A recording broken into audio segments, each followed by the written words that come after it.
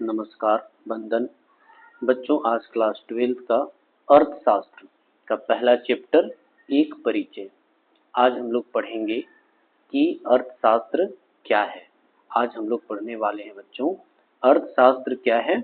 तो अर्थशास्त्र ज्ञान की उस शाखा को कहते हैं जिसमें मनुष्यों की उन गतिविधियों का अध्ययन किया जाता है जिन्हें दुर्लभ साधनों, क्या बोल रहा है, दुर्लभ साधनों अर्थात धन को प्राप्त करने के लिए करते हैं। प्रत्येक मनुष्य जो है अपनी आजीविका को चलाने के लिए धन अर्जित करना चाहता है और मनुष्य जो है तीन प्रकार की गतिविधि करता है। प्राइमरी जिसको बोलते हैं, सेकेंडरी बोलते हैं और टर्टियरी सेक्टर बोलते हैं। तो यानी प्राथमिक, द्वितीयक और तृतीयक क्रिया से जुड़े हुए रहते हैं। और क्यों जुड़े हुए रहते हैं? तो अपनी आजीविका को चलाने के लिए, ठीक है ना। अब आगे देखते हैं हम लोग। बोलता है कि जिसमें वे अपनी असीमित आवश्यकताओं को संतुष्ट कर सके। प्रोफेसर रॉबिन्स ने कहा है कि आवश्यकताएं अनंत हैं और उस आवश्यकता को पूर्ति करने के लिए साधन क्या है? दुर्लभ है, यानी सीमित है। अच्छा, यहाँ एक शब्द आ रहा है बच्चों, दुर्लभ। दुर्लभ का मतलब होता है आवश्यकता की तुलना में साधन कम होना। आवश्यकता की तुलना में जब साधन कम रहता है तो उसको दुर्लभ कहा जाता है। और वही दुर्लभ साधन से अपनी असीमित आवश्यकताओं को हम संतुष्ट करने की कोशिश करते हैं। इसी का नाम क्या है? इकोनॉमिक्स है। और ये सभी व्यक्तियों के साथ लागू होता है, चाहे वो पढ़ा लिखा हो, अनपढ़ हो, है ना, सभी व्यक्तियों के साथ ये लागू होता है। अब आगे देखिए, बोलता है कि शब्दकोश के अनुसार अर्थशास्त्र शब्द का अर्थ वह विज्ञान है जिसमें धन से संबंधित मानवीय गतिविधियों का अध्ययन किया जाता है। मानव की गतिविधि, मानव का गतिविधि का मतलब है कि वो प्राइमरी सेक्टर कृषि हो, पशुपालन हो, मत्स्य पालन हो, है ना, या खनन हो, उत्खनन हो, या निर्माण हो, विनिर्माण हो, है ना, चाहे बैंकिंग सेक्टर से काम कर रहा हो, चाहे संचार से रिलेटेड काम कर रहा हो, सब क्या है? मानवीय गतिविधि है। और इसी का अध्ययन से संबंधित विज्ञान है कौन? अर्थशास्त्र। चलिए आगे हम लोग जानते हैं, अंग्रेजी भाषा में अर्थशास्त्र शब्द की उत्पत्ति ग्रीक भाषा के दो शब्दों ओइकोस जिसका अर्थ होता है गृहस्थ तथा नेमिन जिसका अर्थ होता है प्रबंध से हुई है। अर्थात एक साथ अगर इसको कहा जाए तो गृह प्रबंध यानी घर को कैसे मैनेजमेंट करेंगे, हम कम साधनों में कैसे अपनी आवश्यकताओं को संतुष्ट करेंगे, हम किन आवश्यकताओं को प्राथमिकता देंगे, इससे संबंधित जो है इकोनॉमिक्स से हम लोग अध्ययन करते हैं। अब प्रत्येक गृहस्थ की आवश्यकताएं क्या है? असीमित है, अनगिनत है। आवश्यकताएं, मान लिया जाए मेरे पास जो धन है तो अगर मान लेते हैं मेरे पास धन है तो उस धन को हम कहाँ खर्च करें? रोटी में करें, कपड़ा में करें, मकान में करें, स्वास्थ्य में करें, शिक्षा में करें, रिश्ता परिवार में करें, कि फ्यूचर प्लान में करें, कहाँ पर करें? तो आवश्यकताएं क्या है? अनंत है। और हमें उस धन को वहां खर्च करना है जो हमारे जीवन, हमारी आजीविका की प्राथमिकता है। जैसे हम लोग, रोटी तो एकदम नेसेसरी चीज है, रोटी, कपड़ा, मकान, स्वास्थ्य, शिक्षा, है ना, ये सारी चीजों पर हम खर्च करते हैं। कहीं ना कहीं हमें कुछ आवश्यकताओं को इग्नोर करना पड़ता है, छोड़ना पड़ता है। तो चलिए बच्चों आगे हम लोग देखते हैं कि प्रत्येक गृहस्थ की आवश्यकताएं क्या है? असीमित होती हैं, किंतु उन्हें संतुष्ट करने के साधन क्या हैं? सीमित तथा दुर्लभ होते हैं। सीमित, अभी मैंने दुर्लभ के बारे में बताया कि आवश्यकता की तुलना में जब साधन कम हो जाता है या कम होता है तो उसको हम लोग दुर्लभ बोलते हैं। इंग्लिश में स्केर्सिटी कहा जाता है। अब कहता है कि साधनों को धन कहा जाता है। जो दुर्लभ है उसी साधन को धन कहा जाता है जो आवश्यकता की तुलना में कम है। अब कहता है कि प्रत्येक गृहस्थ अपने धन का प्रयोग इस प्रकार करना चाहता है जिससे उसकी अधिकांश आवश्यकताएं संतुष्ट हो सके। यानी अपने पैसा को इस प्रकार जो है कोई भी व्यक्ति खर्च करना चाहता है जिससे जो है उसका जो है सारे अधिकांश आवश्यकताएं क्या हो जाए? संतुष्ट हो सके और उसे अधिकतम संतुष्टि प्राप्त हो सके। इसी प्रकार एक उत्पादक विभिन्न वस्तुओं और सेवाओं के उत्पादन करने के लिए दुर्लभ साधनों की बंटवारा इस प्रकार करता है कि उससे अधिकतम लाभ प्राप्त हो सके। यानी उत्पादक जो है लाभ के उद्देश्य से और उपभोक्ता जो है अधिकतम संतुष्टि के लिए अपने सीमित साधनों को इस प्रकार बंटवारा करता है कि उसे जो है लाभ मिल सके, संतुष्टि मिल सके। ठीक है ना। संपूर्ण अर्थव्यवस्था का स्तर पर अधिकतम संतुष्टि का अर्थ अधिकतम सामाजिक कल्याण होता है। देखिए, सरकार का काम क्या है कि ज्यादा से ज्यादा अपने धन को अपनी जनता, अपने समाज के कल्याण में खर्च करे, इंफ्रास्ट्रक्चर डेवलपमेंट करे, रोजी रोजगार के लिए उद्योग का स्थापना करे। ठीक है ना। अतः व्यक्तिगत स्तर पर अधिकतम संतुष्टि, बोल रहा है कि व्यक्तिगत स्तर पर अधिकतम संतुष्टि, एक उत्पादक के स्तर पर अधिकतम लाभ, संपूर्ण अर्थव्यवस्था के स्तर पर जो है अधिकतम सामाजिक लाभ के उद्देश्य से प्राप्त करने दुर्लभ साधनों के वैकल्पिक प्रयोगों में बंटवारे गए। अब जब यहाँ विकल्प कह रहा है तो जैसे हम लोग खाना बनाते हैं, खाना बनाते हैं तो हमारे लिए क्या है, लकड़ी से है, इलेक्ट्रिक से है, इंडक्शन है, गैस है। तो क्या है कि अगर मान ली लकड़ी खत्म हो गया, हमको चंद मिनटों में कुछ करना है तो हम क्या करते हैं, इंडक्शन को स्टार्ट करते हैं या गैस को स्टार्ट करते हैं। तो ये दोनों विकल्प को छोड़ दिए, तो कहीं ना कहीं इसको हम लोग विकल्प कहेंगे, है ना। अब यहाँ पर जो है कहता है कि लाभ अर्थशास्त्र के अध्ययन की आवश्यकता होती है। बोल रहा है कि सीमित साधनों के अध्ययन के लिए ही जो होता है अर्थशास्त्र का अध्ययन की आवश्यकता पड़ती है। चलिए आगे हम लोग जानते हैं कि अर्थशास्त्र यानी जो है इकोनॉमिक्स। देखिए यहाँ पर बोलता है कि अर्थशास्त्र उस मानवीय व्यवहार, किसको बोल रहा है, मानवीय व्यवहार यानी बोलता है ह्यूमन बिहेवियर का विज्ञान है, जिसका संबंध सीमित साधनों का बंटवारा इस ढंग से करना है जिससे उपभोक्ता अपनी संतुष्टि को अधिकतम कर सके। गरीब के पास जो है साधन सीमित होता है, क्या वो खुश नहीं रहता है? क्यों क्यों खुश रहता है? क्योंकि अपनी सीमित साधनों को इस प्रकार खर्च करता है, अपनी प्राथमिकताओं पर खर्च करता है जिससे उसे अधिकतम संतुष्टि प्राप्त होता है। अब उत्पादक अपने लाभ को अधिकतम कर सके, यानी उत्पत्ति के साधनों पर इस प्रकार खर्च करे कि उसे अधिक से अधिक उत्पादन हो और अधिक से अधिक लाभ हो, है ना। समाज अपने, अभी देख रहे हैं कोई भी कंस्ट्रक्शन कर रहा होता है, कोई भी बिल्डर क्या कर रहा होता है, कंस्ट्रक्शन कर रहा होता है, तो लेबर उतना ही रखता है जितना में उसको काम हो सके। ठीक है ना। आवश्यकता से अधिक तो लेबर नहीं रखता है। क्यों? क्योंकि खर्च ज्यादा हो जाएगा। तो अपने सीमित साधनों को इस प्रकार कम से कम लेबर में ज्यादा से ज्यादा वो क्या करेगा, काम को करने की कोशिश करेगा। ठीक है ना। तो इसी को बोला है कि सीमित साधनों को इस प्रकार जो है अपने उत्पत्ति के साधनों पर खर्च करेगा जिससे उसे अधिकतम लाभ हो सके और समाज अपने सामाजिक कल्याण को अधिकतम कर सके। ठीक है, इसी को क्या कहते हैं, इकोनॉमिक्स कहते हैं। और इकोनॉमिक्स इज वेरी इंपॉर्टेंट।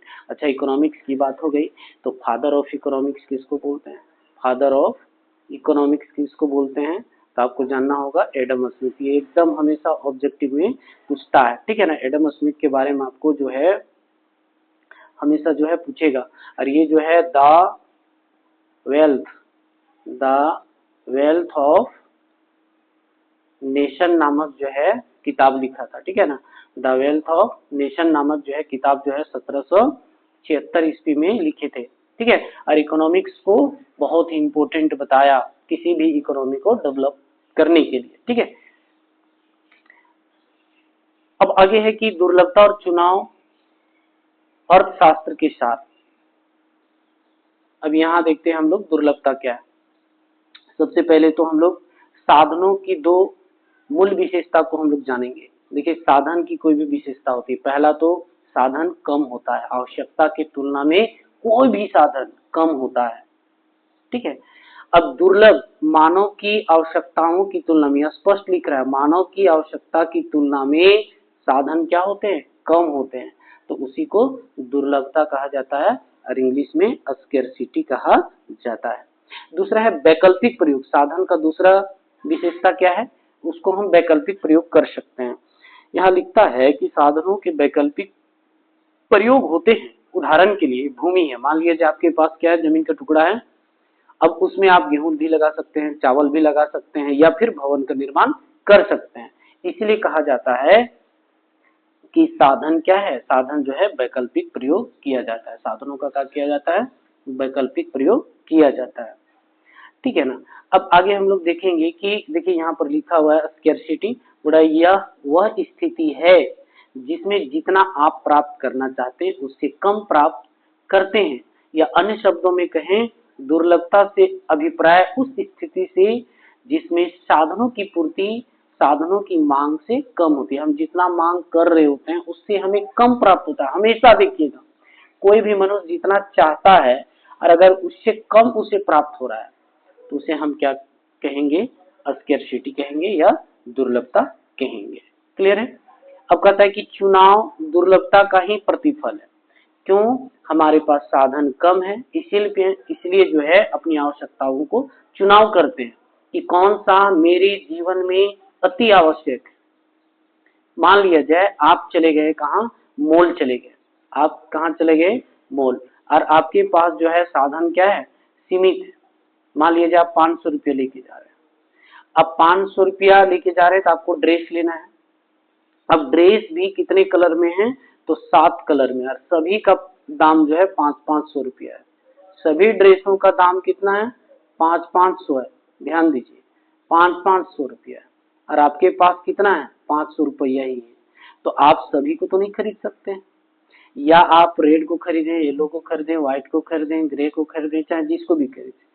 500 रुपया में आप क्या करेंगे, इन विकल्पों में से किसी एक को ही खरीदेंगे। आपके पास विकल्प मान लीजिए 1 है, 2 है, 3 है, 4 है, 5 है, तो पांचों विकल्प में से किसी एक को ही ना आप खरीदिएगा। मान लीजिए हम चलिए इसको खरीद लेते हैं, तो आपका 500 रुपये खत्म हो गया। तो कहीं ना कहीं 1 2 3 4 4 विकल्प को आप कहीं ना कहीं छोड़ रहे हैं, ठीक है ना।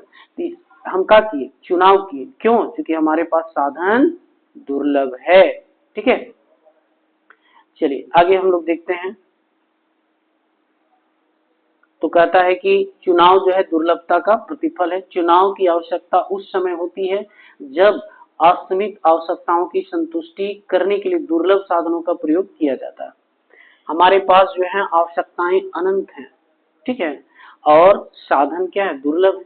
तो वही दुर्लभ साधनों को इस प्रकार हम अपनी आवश्यकता पर खर्च करेंगे जिससे हमें अधिकतम संतुष्टि की प्राप्त हो। अब बोल रहे कि जब भी प्रत्येक वस्तु की कीमत 1 रुपया, यहाँ वही चीज समझा रहा है, तब आपके पास जो है आप 1 रुपये से 10 वस्तुएं नहीं खरीद सकते हैं। जैसे मान लीजिए आपके पास यहाँ 10 विकल्प बता रहा है, 10 विकल्प बता रहा है, ठीक है ना, और आपके पास 1 रुपया, सभी विकल्पों का जो कीमत है 1 रुपये दाम है, तो आप क्या करेंगे, किसी एक को ही ना खरीदेंगे।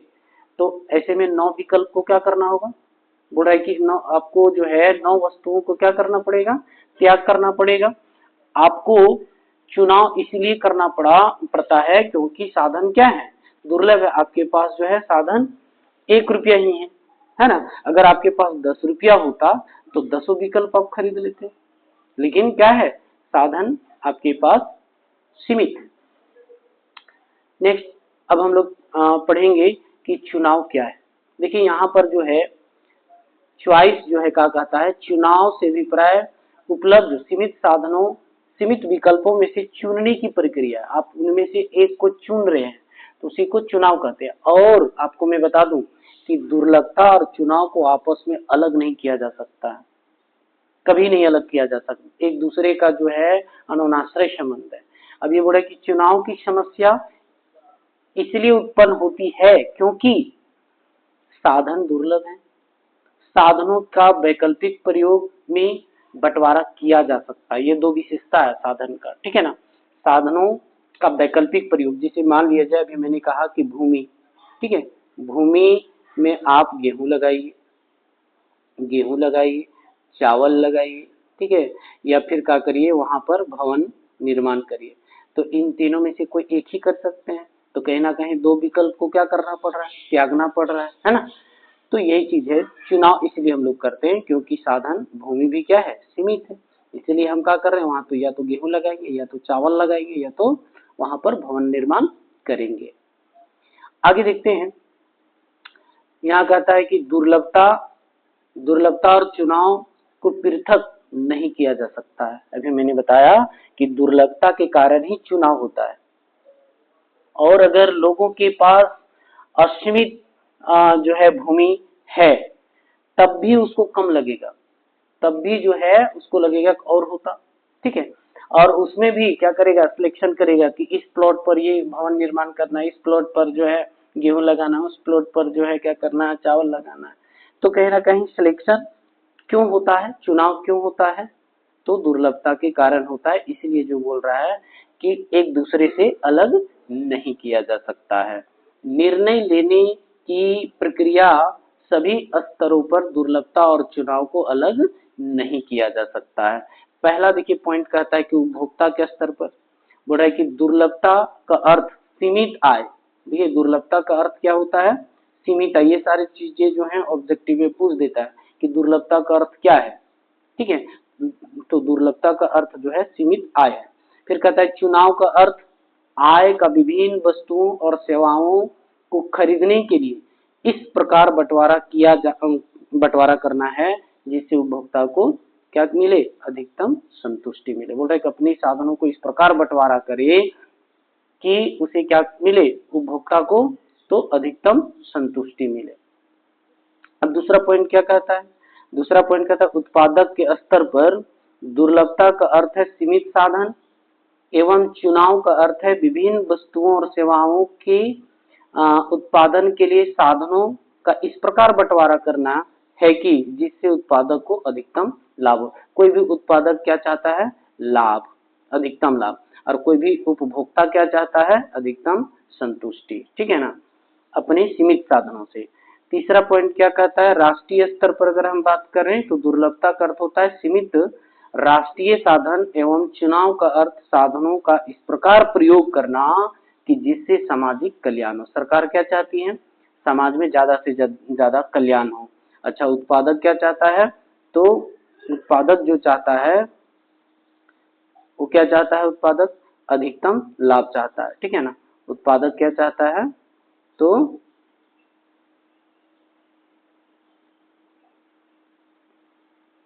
अधिकतम लाभ चाहता है, ठीक है ना। अब यहाँ पर देखते हैं राष्ट्रीय स्तर पर क्या चाहता है, सामाजिक कल्याण। अंतर्राष्ट्रीय स्तर पर क्या है, तो देखिए बोलता है कि दुर्लभता का अर्थ है सीमित साधन एवं चुनाव का अर्थ है कि साधनों को इस प्रकार प्रयोग करना कि जिससे अंतर्राष्ट्रीय व्यापार अधिकतम लाभ प्राप्त हो सके। फिर आगे हम लोग देखते हैं, बोलता है कि निर्णय लेने की प्रक्रिया का संबंध है सीमित साधनों को इस प्रकार के प्रयोग किए जाने से जिससे उपभोक्ता को क्या मिले, अधिकतम संतुष्टि, उत्पादक को क्या मिले, तो अधिकतम लाभ, और एक राष्ट्र को क्या मिलना चाहिए, तो सामाजिक कल्याण, ठीक है। अब आगे देखते हैं, बोलता है अर्थशास्त्र के सार में देखिए क्या कहता है, असीमित मानवीय आवश्यकताओं के संबंध में साधनों की दुर्लभता के कारण ही क्या होता है, दुर्लभता के कारण ही चयन की समस्या होती है ना, अथवा साधनों के विभिन्न उपयोगों में बंटवारा, दुर्लभता तथा चुनाव के कारण उत्पन्न होने वाली आर्थिक समस्या। कोई भी पूछ सकता है कि what is the economic problem, यानी आर्थिक समस्याएं क्या हैं, तो आर्थिक समस्या का अर्थ होता है कि सीमित, हमारे पास जो है साधन सीमित है और आवश्यकताएं अनंत है, तो जिसके कारण हमारे आर्थिक समस्याएं उत्पन्न होती हैं। अब हो रहा है कि अर्थशास्त्र मानव व्यवहार का विज्ञान है। अर्थशास्त्र जो है मानव के व्यवहार में होता है, चाहे वो लिटरेट हो अनलिटरेट हो, ठीक है, गरीब हो अमीर हो, सबके पास जो है इकोनॉमिकल बिहेवियर होता है। एक गरीब आदमी भी अगर मार्केट जाता है तो अपने आय के हिसाब से भी खरीदारी वो करता है, तो कहीं ना कहीं उसके पास जो है इकोनॉमिकल बिहेवियर है, ठीक है। अब कहता है जिसे चुनाव की समस्या अथवा दुर्लभ, कहता है कि चुनाव की समस्या अथवा दुर्लभ साधनों को वैकल्पिक उपयोगों में बांटने की समस्या का सामना करना पड़ता है ना। आखिर कौन सा विकल्प आप खरीदेंगे, है ना, दुर्लभ साधनों में से, उसमें से क्या करना होता है, तो चुनाव करना होता है, इसी को चुनाव की समस्या कहा जाता है। अब अगर ये क्वेश्चन आ सकता है कि चुनाव की समस्या क्यों उत्पन्न होती है, क्योंकि हमारे पास साधन दुर्लभ है, हमारे पास साधन क्या है, दुर्लभ है, जिसके कारण चुनाव की समस्या होती है। नेक्स्ट कहता है कि जिससे निम्न उद्देश्यों की प्राप्ति की जा सके। कहता है कि उपभोक्ता को अधिकतम संतुष्टि, ये हमेशा ऑब्जेक्टिव में पूछ देता है बच्चों कि उपभोक्ता को क्या मिलना चाहिए, तो अधिकतम संतुष्टि, उत्पादक को क्या मिलना चाहिए तो अधिकतम लाभ, और समाज को क्या मिलना चाहिए तो अधिकतम कल्याण। ये चीज आपको याद रखना है, ठीक है। अब यहाँ पर आगे हम लोग देखने वाले हैं कि इकोनॉमिक एक्टिविटी क्या है, आर्थिक क्रिया क्या है। यहाँ पर हम लोग पढ़ेंगे इकोनॉमिक एक्टिविटी, तो वैसा काम जिसके करने से मानव को अर्थ की प्राप्ति होती है उसे आर्थिक क्रिया कहते हैं, इकोनॉमिक एक्टिविटी कहते हैं। अब बोल रहा है कि उस क्रिया को आर्थिक क्रिया कहते हैं जिसका संबंध मानवीय आवश्यकताओं को संतुष्ट करने के लिए दुर्लभ साधनों के उपयोग से होता है। हम लोग जब भी उपयोग करते हैं, यूज करते हैं, तो दुर्लभ साधनों को ही अपने इन्फिनाइट वांट्स को फुलफिल करने के लिए जो है दुर्लभ साधनों का उपयोग करते हैं। यहाँ यह बता देना जरूरी है कि आर्थिक क्रिया द्वारा आय का सृजन होना ना होना आवश्यक नहीं। बोला आर्थिक क्रिया का मतलब ये नहीं है कि आय कमाना ही जरूरी है, आय का सृजन नहीं भी हो सकता है।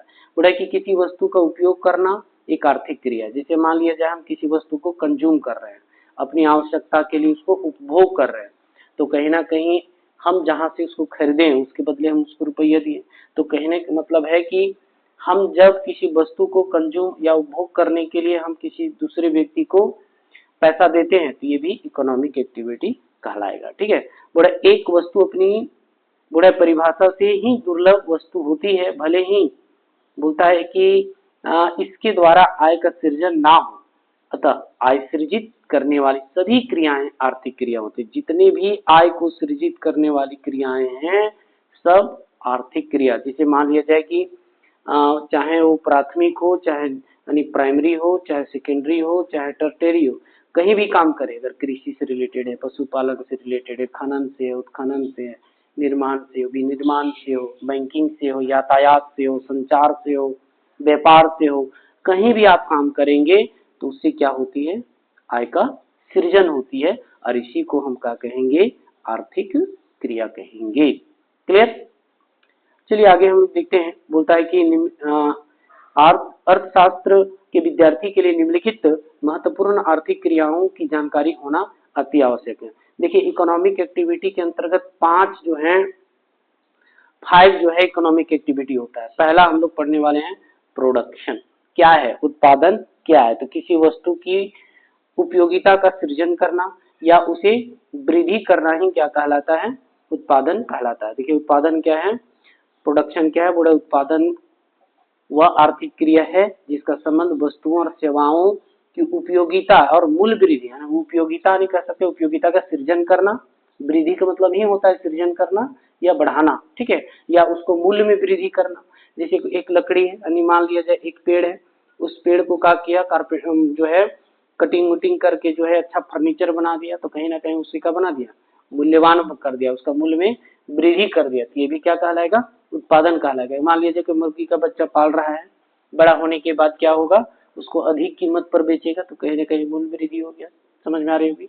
अब बड़े बिस्कुट बनाने की क्रिया उत्पादन है, ठीक है ना, आटा से क्या करता है, वो बिस्किट बनाता है, तो आटा के मुकाबले बिस्किट के दाम अधिक होती है, तो वो भी क्या है, उत्पादन कहलाएगा। अच्छा, नदी के किनारे से जो है बालू को शहर में ले जाकर के बेचना भी क्या कहलाता है, उत्पादन कहलाता है। नदी में तो उसका कोई मूल्य नहीं, लेकिन जब शहर तक चला जाता है कंस्ट्रक्शन के लिए, निर्माण के लिए, तो उसका जो है कीमत क्या हो जाता है, बढ़ जाता है, तो उत्पादन कहलाएगा, ठीक है।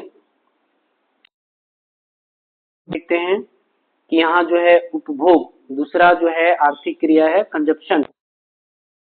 कंजप्शन क्या है, उपभोग व आर्थिक क्रिया है जिसका संबंध व्यक्तिगत तथा सामूहिक आवश्यकताओं की प्रत्यक्ष संतुष्टि के लिए वस्तु और सेवा की उपयोगिता के उपयोग से है। जैसे किसी वस्तु की उपयोगिता को हम लोग नष्ट करते हैं, रोटी खा रहे हैं, मान लिया जाए हम रोटी खा रहे, तो रोटी हमारी भूख को क्या करती है, मिटाती है, तो कहीं ना कहीं रोटी की उपयोगिता क्या है, भूख को मिटाना, ठीक है।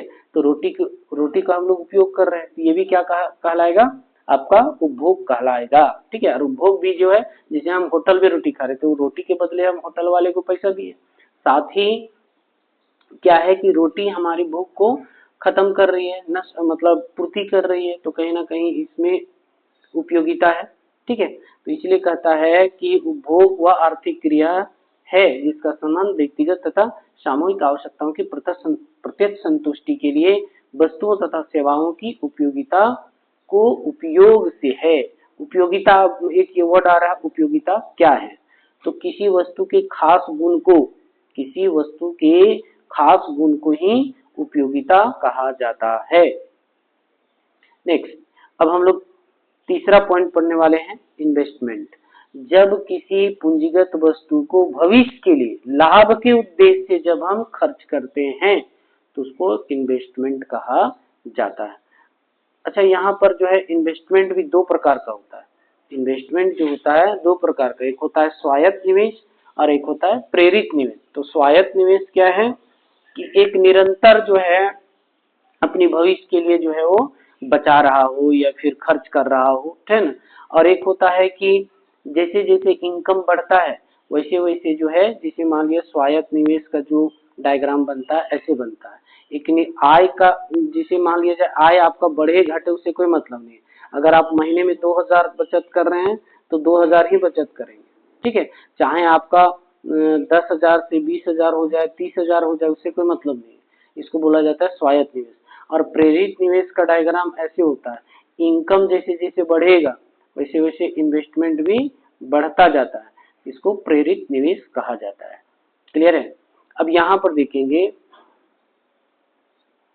विनिमय। विनिमय वह क्रिया है जिसका संबंध किसी वस्तु या उत्पादन के साधन के क्रय विक्रय से है। अब यहाँ हम लोग पढ़ेंगे विनिमय यानी एक्सचेंज। ठीक है, बड़ा क्रिया निम्नलिखित संबंध रखती है। विनिमय का मतलब क्या है? विनिमय का मतलब है वस्तु के बदले हम मुद्रा को चुकाना। अब विनिमय भी दो प्रकार का होता था, एक होता है बर्टर सिस्टम और एक होता था मनी सिस्टम। बर्टर सिस्टम का मतलब होता है वस्तु के बदले वस्तु का लेन देन होता था प्राचीन कालों में। और अभी क्या है, सीधा किसी भी वस्तु के बदले हम लोग क्या करते हैं, प्रत्यक्ष रूप से हम लोग मनी देते हैं, तो इसको बोलते हैं मनी सिस्टम। तो कहीं ना कहीं जो है एक्सचेंज दो प्रकार का होता है। ठीक है, अब यहाँ कहता है विनिमय वह क्रिया है जिसका संबंध किसी वस्तु या उत्पादन के साधन के क्रय विक्रय के लिए, तो क्रय विक्रय करेंगे तो पैसा देंगे नहीं। अब यह क्रिया निम्नलिखित से संबंध रखती है, यानी जितने भी है, जैसे पहले वस्तु की निर्धारण, बोला कि इसका संबंध बाजार की विभिन्न दशाओं, जैसे पूर्ण प्रतियोगिता बाजार। बाजार भी तीन प्रकार का होता है, हम लोग आगे पढ़ेंगे, ये जो है समष्टि अर्थशास्त्र में हम लोग पढ़ेंगे, है ना। अभी हम लोग जो पढ़ रहे हैं वो व्यष्टि अर्थशास्त्र पढ़ रहे हैं। ठीक है, आपको मैं बताऊंगा इसके बारे में कि मैक्रो और एक होता है मैक्रो। ठीक है, एक होता है व्यष्टि और एक होता है समष्टि। यानी इकोनॉमिक्स को जो है दो पार्टों में बांटा गया, एक है माइक्रो और एक है मैक्रो। ठीक है, एक और ये दो बांटने वाला का नाम है रेगनर फ्रिश। कौन ऐसे अर्थशास्त्री हैं जो इकोनॉमिक्स को दो पार्ट में बांट करके अध्ययन किया? तो है रेगनर फ्रिश। और मैक्रो इकोनॉमिक्स का जो फादर है वो रेगनर फ्रिश है। ठीक है, रेगनर फ्रिश नाम है इनका, जो मैक्रो इकोनॉमिक्स का या व्यष्टि अर्थशास्त्र का पिता कहलाते हैं। और मैक्रो इकोनॉमिक्स का पिता जो है वो जॉन मेनार्ड किन्स, आपको याद रखना है, जॉन मेनार्ड किन्स को माना जाता है। ठीक है, तो हम लोग जो है बाजार जो है हम लोग इसमें पढ़ेंगे, जिसमें पूर्ण प्रतियोगिता बाजार या एकाधिकार बाजार, एकाधिकृत बाजार, है ना, ये सारी चीजें जो है हम लोग समष्टि अर्थशास्त्र में पढ़ेंगे। अब यहाँ पर अगर आप बाजार जा रहे हैं तो क्या वो मुद्रा बिना लेन देन का होगा? ये चाहे एकाधिकार बाजार हो, चाहे पूर्ण प्रतियोगिता हो, चाहे अब अपूर्ण प्रतियोगिता हो, जिसको एकाधिकृत बाजार कहा जाता है ना। वस्तुओं की कीमत निर्धारण से है। अब और दूसरा पॉइंट है कि साधनों या साधन कीमत निर्धारण अथवा वितरण। देखिए यहाँ पर वितरण क्या है? वितरण एक शब्द है, आपको मैं बता दूं कि जब कोई उत्पादक अपने उत्पाद को यानी प्रोडक्ट को बेचकर प्राप्त आय को अपने उत्पत्ति के साधनों का भुगतान करता है, जिसे यहाँ पर देख सकते हैं कि क्या क्या है। देखिए जी, भूमि है तो भूमि के बदले क्या मिलेगा, किराया। भूमि के बदले क्या देना पड़ेगा, तो किराया देना पड़ेगा। अच्छा, यहाँ श्रम है, दूसरा है श्रम, तो श्रम को मजदूरी देना पड़ेगा। क्या देना पड़ेगा, तो मजदूरी देना पड़ेगा। अब क्या है, पूंजी, पूंजी को क्या देना पड़ेगा, जो कहीं से आप लोन लिए हैं, है ना, फाइनेंशियल सपोर्ट लिए, तो उसको आपको ब्याज देना पड़ेगा। ठीक है। और उद्यमी को क्या मिलेगा, तो लाभ मिलेगा। उद्यमी को लाभ मिलेगा। तो कहीं ना कहीं जो है हम अपने उत्पत्ति के साधनों के भुगतान करते हैं। भूमि के बदले किराया, श्रम के बदले मजदूरी, पूंजी के बदले ब्याज, उद्यमी के बदले लाभ। तो इसको ही हम लोग वितरण कहेंगे। क्या कहेंगे, वितरण। अब आगे देखते हैं। अब यहाँ बोलता है कि इसका संबंध उत्पादन के, यहाँ पर देख सकते हैं कि इसका संबंध उत्पादन के साधनों की कीमत अर्थात भूमि की कीमत, जिसको लगान, और श्रम की कीमत मजदूरी, और पूंजी की कीमत ब्याज, तथा उद्यमी को क्या होना चाहिए, लाभ का निर्धारण से है। ठीक है। अब पांचवा और लास्ट जो है, जिसको आर्थिक क्रिया कहेंगे आप, वो वितरण ही होना चाहिए, लेकिन यहाँ फाइनेंशियल दिया है जिसको ऋण कहा जाता है। यहाँ पर आप देख सकते हैं, जहाँ कैपिटल, कैपिटल कहाँ से लेते हैं हम लोग, फाइनेंशियल से या फाइनेंस से। इसका अर्थ बैंकों द्वारा उधार लेना है। तो जब हम बैंक से उधार लेते हैं तो उसके बदले हम क्या चुकाते हैं, कैपिटल के साथ साथ, कैपिटल के साथ साथ हम उसको इंटरेस्ट भी देते हैं, जिससे गृहस्थ यानी हाउस होल्ड जिसको कहा जाता है, उपभोक्ता वस्तुओं तथा फर्में उत्पादक वस्तुओं को खरीद सके। विनिमय के विस्तार के फलस्वरूप वित्त को एक पृथक आर्थिक क्रिया माना जाने लगा है। विनिमय का मतलब क्या होता है, वस्तु के बदले वस्तु या वस्तु के बदले मुद्रा का लेन देन को ही, या क्रय विक्रय में जो हमें सहयोग, जो साधन सहयोग करता है, उसी को हम विनिमय कहते हैं।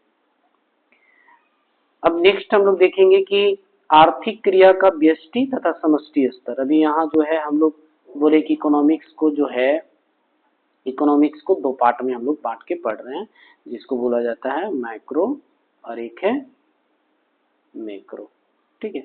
तो कहीं ना कहीं जो है इकोनॉमिक्स को दो पार्ट में हम लोग पढ़ेंगे, एक का नाम है व्यष्टि और एक का नाम है समष्टि। ठीक है। आर्थिक क्रियाओं का अध्ययन, आर्थिक क्रियाओं का अध्ययन व्यक्तिगत स्तर पर या समस्त अर्थव्यवस्था के स्तर पर किया जा सकता है। जब हम व्यक्तिगत की बात करेंगे तो व्यष्टि होगा, और जब समस्त अर्थव्यवस्था की बात करेंगे तो समष्टि अर्थशास्त्र होगा।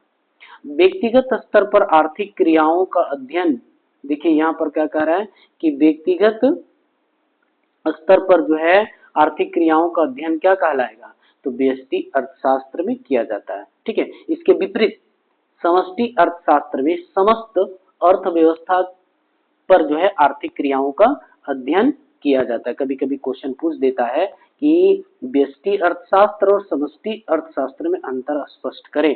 तो व्यष्टि अर्थशास्त्र में बच्चों व्यक्तिगत इकाई, जैसे मान लिया जाए कि एक फर्म, एक दुकान, एक होगा, ठीक है ना, जहां एक का बात करें, व्यक्तिगत की बात करें, वो व्यष्टि होगा। और पूरे समस्त अर्थव्यवस्था की बात करें या पूरा देश की बात करें, पूरा विश्व की बात करें, तब हम उसमें जो है समष्टि में चले जाएंगे। ठीक है। अब आगे देखते हैं, यहाँ देखते हैं हम लोग व्यष्टि अर्थशास्त्र के बारे में। अच्छा, व्यष्टि अर्थशास्त्र के जनक जो है रेगनर फ्रीस है। कौन है, रेगनर, आपको याद रखना पड़ेगा, रेगनर फ्रीस को जो है व्यष्टि अर्थशास्त्र के पिता मानते हैं। ठीक है। और अब यहाँ पर हम लोग देखेंगे कि अंग्रेजी भाषा के व्यष्टि को माइक्रो कहा जाता है। क्या कहा जाता है, माइक्रो। अंग्रेजी भाषा का यह शब्द ग्रीक से लिया गया। ये भी पूछ देता है कि जो ये माइक्रो लिया गया है, ठीक है ना, कौन सा भाषा से लिया गया है, ग्रीक। अब ग्रीक कहाँ है, तो आप यूरोप देखेंगे, यूरोप का पूर्वी साइड जो है पहले लोग ग्रीक भाषा बोलते थे। कौन भाषा बोलते थे, ग्रीक बोलते थे। ठीक है। और पश्चिमी यूरोप के लोग जो हैं वो लैटिन बोलते थे। कौन भाषा बोलते थे, लैटिन भाषा बोलते थे। तो ये जो ग्रीक जो लैंग्वेज है वो यूरोप का भाषा, यूरोप महाद्वीप का जो है भाषा था, यह शब्द था। ठीक है, अब यहाँ पर देखिए ग्रीक भाषा जो है से माइक्रो लिया गया। ठीक है, अब बोल रहा है कि माइक्रो से लिया गया, कौन सा शब्द से? ग्रीक भाषा का माइक्रो से जो है माइक्रो लिया गया, जिसका अर्थ होता है छोटा। छोटा का मतलब इकाई, एक इकाई, है ना, एक दुकान, एक उद्योग, एक व्यक्ति, है ना। अब बोल रहा है कि व्यष्टि अर्थशास्त्र केवल एक आर्थिक इकाई, यहाँ अभी हम बोल ही रहे थे कि एक इकाई का होगा, एक तो आर्थिक क्रियाओं का अध्ययन करता है। बोल रहा है कि जैसे एक व्यक्तिगत गृहस्थ, है ना, एक परिवार को हम ले लेते हैं, है ना, एक व्यक्तिगत गृहस्थ की नमक के लिए मांग, अगर एक घर में नमक 1 केजी डिमांड कर रहा है तो उसको हम समष्टि में थोड़ी ले जाएंगे, उसको हम व्यष्टि अर्थशास्त्र में रखेंगे। अथवा कुछ आर्थिक इकाइयों के छोटे समूह की नमक के लिए मांग, या एक दुकानदार मांग रहा है, एक दुकानदार मान लिया जाए 1 बोरा मांग रहा है, तो उसको हम भी क्या रखेंगे? व्यष्टि अर्थशास्त्र में रखेंगे। ठीक है, व्यष्टि अर्थशास्त्र की मांग का सिद्धांत या उत्पादन का सिद्धांत, कीमत निर्धारण या साधन कीमत निर्धारण अथवा वितरण इत्यादि सम्मिलित है। कभी कभी पूछ देता है कि व्यष्टि अर्थशास्त्र को कौन सा सिद्धांत कहते हैं, तो उसको कीमत निर्धारण या कीमत सिद्धांत या उत्पादन सिद्धांत के नाम से जाना जाता है। ठीक है, अब आगे हम लोग देखेंगे समष्टि अर्थशास्त्र। अब समष्टि अर्थशास्त्र का जनक को जॉन मेनार्ड किन्स कहा जाता है। जॉन मेनार्ड किन्स जो है वो समष्टि अर्थशास्त्र के जनक माने जाते हैं, और ये किताब लिखे थे जिसका नाम है the general theory of unemployment, interest and money नामक जो है किताब लिखे थे, जिसमें से जो है समष्टि अर्थशास्त्र के बारे में इन्होंने जिक्र किया है। अब आगे देखेंगे समष्टि को अंग्रेजी भाषा माइक्रो कहा जाता है। समष्टि को इंग्लिश में क्या कहा जाता है? मैक्रो कहा जाता है। अंग्रेजी भाषा का यह शब्द ग्रीक भाषा के मैक्रो से लिया गया है, जिसका अर्थ होता है बड़ा। देखिए यहाँ पर फर्क है, एम आई है, इसको हम पढ़ेंगे माइक्रो, और अगर एम ए रहेगा और सी आर ओ इसको पढ़ेंगे मैक्रो। ये खाली यहाँ पर वोवेल का जो है डिफरेंस है, यहाँ आई वोवेल है, यहाँ पर ए वोवेल लगा हुआ है। तो जहाँ ए रहेगा वो समष्टि अर्थशास्त्र कहलाएगा, जिसका जनक जो है जॉन मेनार्ड किन्स है, और जहाँ आई लगा हुआ रहेगा उसका जो है जनक कौन है? तो रेगनर फ्रीस को माना जाता है। अब यहाँ पर देख सकते हैं कि यह संपूर्ण अर्थव्यवस्था के स्तर पर आर्थिक क्रियाओं का अध्ययन करता है, जैसे राष्ट्रीय आय, आपको नेशनल इनकम के बारे में पढ़ना है, फुल एम्प्लॉयमेंट के बारे में, पूर्ण रोजगार। अच्छा, पूर्ण रोजगार जो है किस तरह के अर्थव्यवस्था में पाया जाता है, ये ऑब्जेक्टिव में पूछा हुआ क्वेश्चन है। तो पूर्ण रोजगार जो है सिर्फ और सिर्फ, अगर आप पॉलिटिकल साइंस का मेरा वीडियो देखे होंगे तो उसमें पूंजीवाद पढ़े होंगे। पूंजीवाद में सिर्फ और सिर्फ जो है पूर्ण रोजगार की पॉसिबिलिटी रहता है। और पूंजीवाद किसको कहते हैं? बुराई के उत्पादन के सभी साधनों पर निजी व्यक्तिगत एक इकाई का जो है स्वामित्व होता है, नेतृत्व होता है, उसको पूंजीवाद कहा जाता है। वहाँ प्राइवेटेशन का जो है ज्यादा वर्चस्व रहता है, तो वहां पर पूर्ण रोजगार पाया जाता है। ठीक है, अब आगे देखिए यहाँ बोला सामान्य कीमत स्तर, जैसे प्राइस लेबलिंग के बारे में हम लोग पढ़ेंगे, किसमें? तो समष्टि अर्थशास्त्र में हम लोग पढ़ेंगे। ठीक है, अब आगे हम लोग पढ़ने वाले हैं। देखिए यहाँ पर बोला है जो जिस बात का हम जिक्र कर रहे थे कि व्यष्टि और समष्टि अर्थशास्त्र का अंतर, तो देखिए यहाँ पर अंतर ये पूछ देता है, ये जो है बहुत ही इम्पोर्टेंट है, वेरी वेरी इम्पोर्टेंट है। ठीक है, और स्टार्टिंग चैप्टर जो पढ़ रहे हैं तो स्टार्टिंग चैप्टर से कम 5 जो ऑब्जेक्टिव आपको जरूर पूछेगा, इसीलिए ध्यान रहे। अब यहाँ पर बोलता है कि व्यष्टि तथा समष्टि अर्थशास्त्र दोनों ही दुर्लभता तथा चुनाव से संबंधित समस्याओं का अध्ययन करता है। यानी इकोनॉमिक्स कुल मिलाकर के जो है स्कैर्सिटी का हमें स्टडी कराता है, यानी दुर्लभता का अध्ययन कराता है। अब चलते हैं हम लोग व्यष्टि अर्थशास्त्र में। बोलता है कि व्यष्टि अर्थशास्त्र में व्यक्तिगत स्तर पर आर्थिक संबंधों अथवा आर्थिक समस्याओं का अध्ययन किया जाता है। बड़ा जैसे एक उपभोक्ता, एक फर्म, एक परिवार, है ना, इसको क्या कहेंगे? तो व्यष्टि कहेंगे। यहाँ दूसरी तरफ हम लोग देखेंगे समष्टि अर्थशास्त्र में, यहाँ कहता है कि समष्टि अर्थशास्त्र में संपूर्ण अर्थव्यवस्था के स्तर पर आर्थिक संबंधों अथवा आर्थिक समस्याओं का अध्ययन किया। पूरे देश का, पूरी अर्थव्यवस्था की समस्या पर जब अध्ययन की बात किया जाए तो वो समष्टि अर्थशास्त्र होगा। दूसरा पॉइंट हम लोग देखते हैं, बोलता है कि व्यष्टि अर्थशास्त्र एक व्यक्तिगत फर्म अथवा उद्योग में उत्पादन तथा कीमत निर्धारण से संबंधित है। तदनुसार व्यष्टि अर्थशास्त्र संक्षेप में कीमत सिद्धांत कहा जाता है। यही चीज तो अभी हम पूछ रहे थे, यहाँ हमेशा पूछता है व्यष्टि अर्थशास्त्र कौन सा सिद्धांत कहा जाता है, तो उसे जो है कीमत सिद्धांत कहा जाता है। ये नोट करने की चीजें हैं, इसको रिमेम्बर करने की चीजें हैं। चलिए समष्टि अर्थशास्त्र का दूसरा पॉइंट देखते हैं। और समष्टि अर्थशास्त्र के संबंध संपूर्ण अर्थव्यवस्था, जब भी समष्टि की बात हो तो पूरी अर्थव्यवस्था के हम जिक्र करेंगे, ठीक है, जिसमें कुल उत्पादन यानी बोल सकते हैं टोटल या एग्रीगेट प्रोडक्शन, सामान्य कीमत जनरल प्राइस लेवल का निर्धारण से है। तदनुसार समष्टि अर्थशास्त्र संक्षेप में आय एवं रोजगार का सिद्धांत कहा जाता है। ये भी याद करने की चीजें हैं। जो है समष्टि अर्थशास्त्र को रोजगार का सिद्धांत कहा जाता है और व्यष्टि अर्थशास्त्र को कीमत का सिद्धांत कहा जाता है। तीसरा पॉइंट में हम लोग बात करेंगे। तीसरा पॉइंट में जो है व्यष्टि अर्थशास्त्र के अध्ययन की यह धारणा है कि समष्टि चर स्थिर रहता है। यानी क्या है कि व्यष्टि में जो है जो चर हैं, जो वेरिएबल्स हैं, जो हमारे पास कमोडिटी हैं, वो क्या रहता है, तो वह जो है स्थिर रहता है, कांस्टेंट रहता है।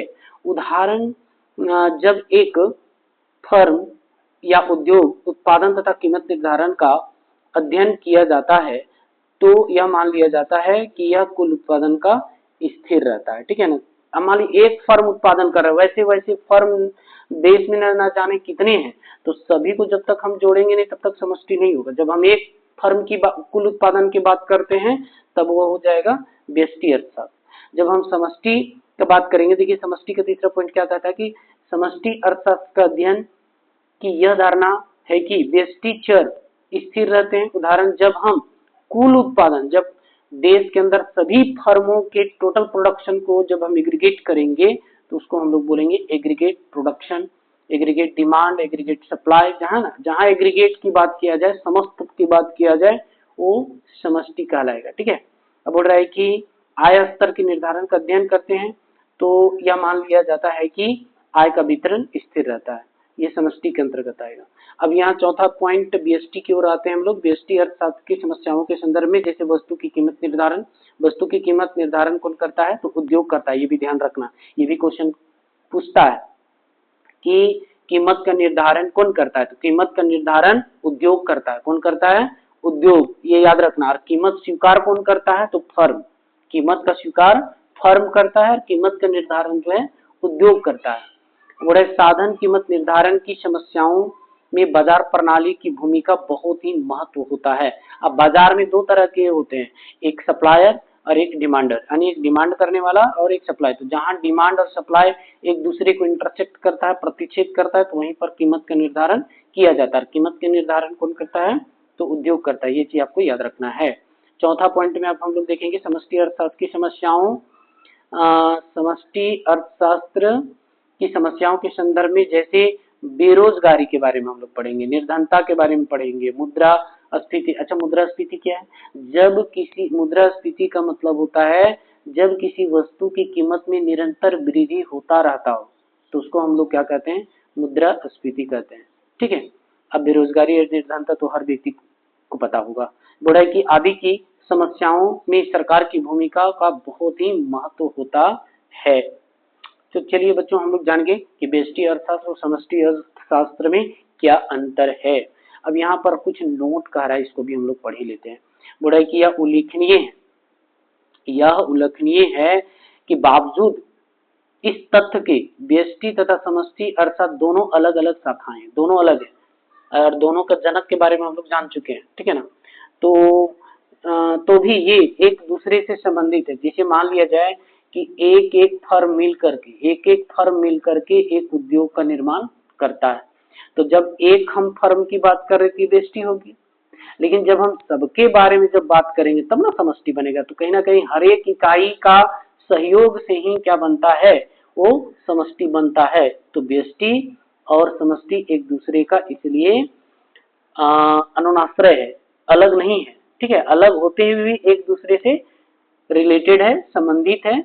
व्यष्टि चरों का समष्टि स्तर के निर्णयों पर प्रभाव पड़ता है। उदाहरण के लिए अर्थव्यवस्था की समग्र बचत तथा समग्र निवेश। अच्छा, निवेश अभी मैंने बताया कि जब कोई कैपिटलिज्म गुड्स को हम लोग खरीदते हैं भविष्य के लाभ के उद्देश्य से, तो उसको निवेश कहा जाता है। ठीक है ना। निवेश पर गृहस्थों तथा फर्मों को बचतों के प्रतिरूप का बहुत प्रभाव पड़ता है। इसी प्रकार समष्टि चरों को व्यष्टि स्तरों के निर्णय पर प्रभाव पड़ता है। उदाहरण के लिए गृहस्थ किसको कहा जाता है जानते हैं? पूरा भारत को हम गृहस्थ बोल रहे हैं, पूरे भारत को। और गृहस्थ के उपभोग तथा बचत। उपभोग मैंने बता चुका हूँ कि जब किसी वस्तु की उपयोगिता का हम कंज्यूम करते हैं, उपभोग करते हैं, अपनी आवश्यकता की पूर्ति के लिए उसको खर्च करते हैं, तो उसको उपभोग करते हैं। बोले कि बचत के प्रतिरूप पर सरकार की संपूर्ण कर नीति का बहुत ही प्रभाव पड़ता है। कर नीति मतलब हो गया टैक्सेशन। ठीक है ना। ये हम लोग जो है समष्टि में ही पढ़ेंगे कर के बारे में। कर एक अनिवार्य भुगतान होता है जो सरकार को मदद करती है ना, इंफ्रास्ट्रक्चर को डेवलपमेंट करने के लिए, देश को डेवलप करने के लिए। अब हम लोग देखेंगे कि किसी भी देश को डेवलप करने के लिए कुछ मॉडल होते हैं, सिस्टम होते हैं।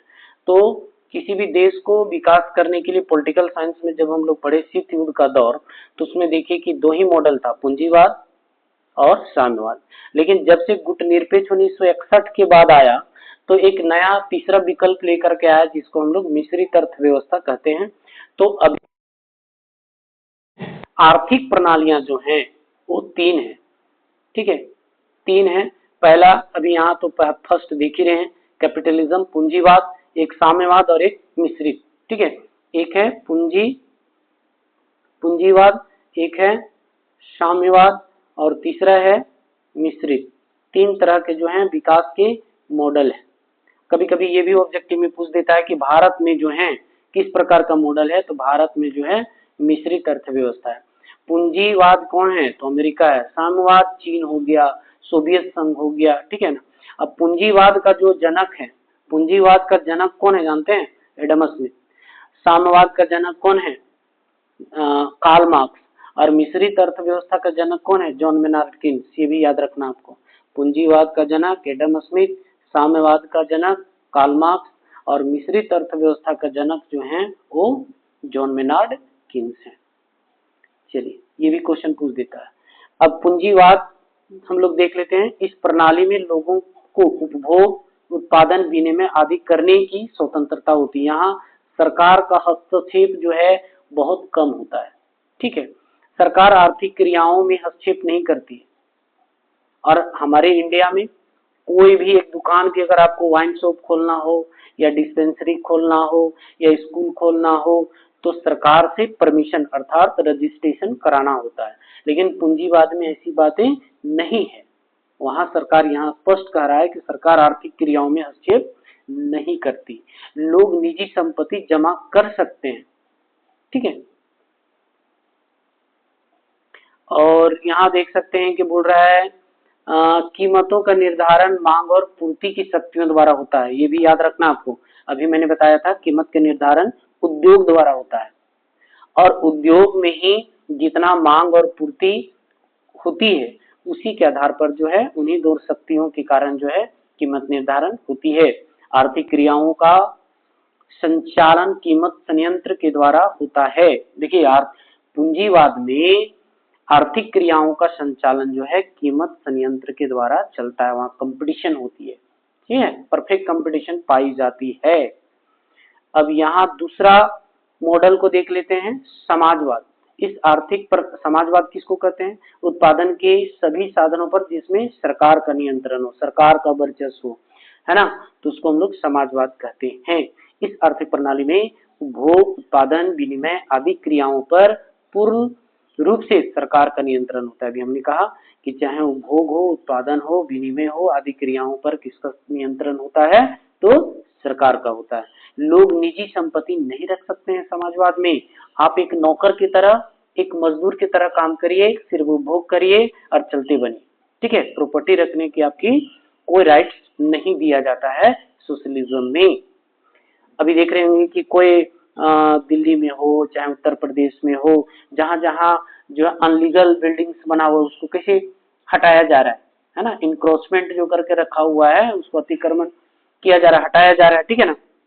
अब यहाँ जो है कीमत नियोजन बोल रहा है कि प्राइस प्लानिंग जो है अधिकारी द्वारा निर्धारित की जाती है, यानी सरकार का कोई अधिकारी है, किसी वस्तु का कीमत कितना रखना है। जैसे अभी पीडीएस की बात करते हैं, पीडीएस जानते हैं इसका फुल फॉर्म क्या है, पब्लिक डिस्ट्रीब्यूशन सिस्टम, सार्वजनिक वितरण प्रणाली के द्वारा जो है गरीबों को लाल कार्ड, पीला कार्ड, हरा कार्ड के माध्यम से जो गेहूं, चावल, कपड़ा जो वितरण करता है, तो चावल और गेहूं का कीमत 1 रुपया रखता है। कौन इसका निर्धारण करता है, तो अधिकारी करता है, सरकार का अधिकारी करता है, ठीक है ना। सरकार के कर्मचारी लोग करते हैं कि कितना में हमें गरीब जनता को वितरण करना है। तो ये सिर्फ समाजवाद में है। आप पूंजीवाद में अब जाइए तो 1 रुपये चावल कहीं मिलेगा, नहीं मिलेगा। 1 रुपये गेहूं मिलेगा, नहीं मिलेगा। तो ये सिर्फ समाजवाद में है, ठीक है। और ट्रू मैन जो जैसा कि पॉलिटिकल साइंस में पढ़े हैं, ट्रू मैन का कहना है कि जहां गरीबी है वहीं समाजवाद होगा, क्योंकि गरीब लोगों को ही 1 रुपये से दिया जा सकता है। तो आगे देखते हैं, उत्पादन मुख्यतः सामाजिक कल्याण के उद्देश्य से किया जाता है। बात समझ रहे हैं ना, सामाजिक कल्याण के लिए जो है समाजवाद है। तीसरा मॉडल क्या है, मिश्रित अर्थव्यवस्था। जैसा कि मैंने बताया कि मिश्रित अर्थव्यवस्था का जो जनक है जॉन मेनार्ड कीन्स है। कौन है, जॉन मेनार्ड कीन्स। इस आर्थिक प्रणाली में कुछ आर्थिक कार्य करने के लिए लोग स्वतंत्र होते हैं, कुछ के लिए स्वतंत्र होते हैं, और कुछ आर्थिक कार्यों पर सरकार का नियंत्रण होता है, ठीक है। इसमें निजी तथा सार्वजनिक अथवा सरकारी क्षेत्रों का सह अस्तित्व पाया जाता है, दोनों मिलकर के चलाते हैं। जैसे अभी भारत में देखेंगे, भारत जो है मिश्रित अर्थव्यवस्था है, तो भारत में आपको प्राइवेट स्कूल भी मिलेगा और गवर्नमेंट स्कूल मिलेगा, दोनों शिक्षा का ही प्रसार कर रहा है, ठीक है ना। दोनों जो है लिटरेसी को ही बढ़ा रहा है, लोगों को जागरूक कर रहा है, लेकिन संस्थाएं निजी हैं और एक सरकारी है, तो दोनों मिलकर के शिक्षा देश में प्रचार प्रसार कर रहा है, तो इसको हम मिश्रित अर्थव्यवस्था कहेंगे, ठीक है। उत्पादन लाभ कमाने तथा सामाजिक कल्याण दोनों होता है। जैसे अभी मान लीजिए प्राइवेट, तो प्राइवेट कोई व्यक्ति या कोई कंपनी या कोई ट्रस्ट खोल के रखा है, तो उसका उद्देश्य क्या होगा, लाभ कमाना। लेकिन अगर गवर्नमेंट का है, गवर्नमेंट स्कूल है, तो जो है समाज के गरीब लोगों का कल्याण की बात करता है। तो आप देखें कि इकोनॉमिक्स के तहत जो है किसी भी अर्थव्यवस्था के विकास के लिए 3 मॉडल, पूंजीवाद, समाजवाद और मिश्रित अर्थव्यवस्था है, ठीक है। अब आगे देखेंगे आर्थिक नीतियां, यही होता है आपका जो है फर्स्ट क्लास इकोनॉमिक्स का फर्स्ट चैप्टर का फर्स्ट यानी पार्ट 1 वीडियो।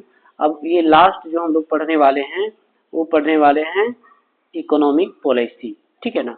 ये आर्थिक प्रणालियों के कार्यकरण के फलस्वरूप कई प्रकार की आर्थिक समस्याएं उत्पन्न होती हैं। आर्थिक समस्या क्या, ये भी क्वेश्चन बार बार पूछता है। तो आर्थिक समस्या का मतलब है कि आवश्यकता की तुलना में साधन जब दुर्लभ होता है तो आर्थिक समस्या उत्पन्न होती है। जैसे बेरोजगारी, बेरोजगारी क्यों है, क्योंकि लोगों के पास कैपिटल कम है, वो इंडस्ट्री कम खोल पा रहा है, जिसके कारण जो है लोग बेरोजगार है। कीमत वृद्धि लगातार हो रहा है, कीमत वृद्धि को ही मुद्रास्फीति के नाम से जाना जाता है। निर्धनता, आप जान रहे हैं कि अपनी मूलभूत आवश्यकता को पूरा नहीं कर पाता है, तो उसको हम लोग निर्धन कहते हैं। मंदी कब आती है, जब हमारे पास पैसा बहुत ज्यादा मात्रा में होता है और जो हमारे वस्तु है वो कम होता है, ठीक है, तो उसको हम लोग क्या कहेंगे, मंदी कहेंगे। इन समस्याओं के समाधान के लिए कुछ नीति और कुछ पॉलिसी बनाई जाती है, जिसको मॉनेटरी पॉलिसी कहते हैं। ये आरबीआई के द्वारा जो है लागू किया जाता है। आरबीआई क्या है, भारत का केंद्रीय बैंक है, रिजर्व बैंक ऑफ इंडिया, ठीक है।